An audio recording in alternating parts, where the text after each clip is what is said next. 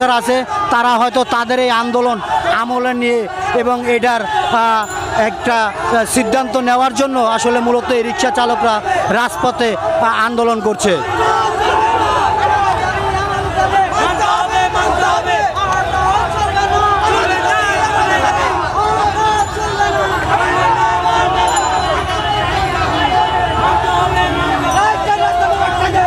তারা আসলে আমাদেরকে যেমনটি জানিয়েছেন যে আসলে অটো গাড়িগুলো যে আসলে চলে, এর আগেও কয়েকবার তারা রাজপথে আন্দোলন করে আওয়ামী লীগ সরকার থাকাকালীন তারা আসলে কোনো সুরাহা পায়নি বলেই আজকের আবার তত্ত্বাবধায়কের আমলে তারা আসলে এই আন্দোলনটি শুরু করেছে। চলবে না, চলবে না, মানতে হবে, মানতে হবে, চলবে না, চলবে না, চলবে না, চলবে না,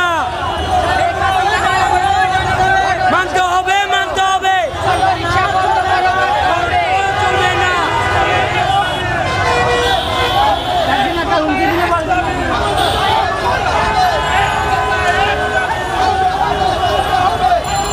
দেখতেই পারতেছেন দর্শক, আসলে তারা আসলে প্রেস ক্লাবের সামনে আসলে অবস্থান কর্মসূচি এবং গণ মিছিলের একটা আয়োজন করেছে। এই মিছিলে আসলে প্রায় 2 থেকে 250-র মতো রিক্সা চালকরা তারা আসলে কর্মসূচি পালন করছে। যে আসলে তারা বলছে তাদের যে দাবিটা আসলে সেই যৌক্তিক দাবিটা তুলে ধরছেন আর কি। তারা বলছেন যে আওয়ামী লীগ সরকারের আমলে যে অবৈধ অটো রিক্সাগুলো চলছে, এই অটো বন্ধের দাবিটা আসলে মূলত তারা রাজপথে আজকের এই আন্দোলনটা আর কি চালিয়ে যাচ্ছে।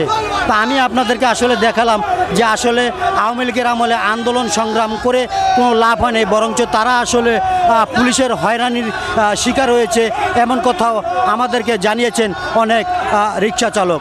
তাদের দাবি আসলে যে তারা যেটা বলতেছে যে আসলে অটো বন্ধের দাবিতে আসলে তারা রাজপথে এই আন্দোলনটি চালিয়ে যাচ্ছে।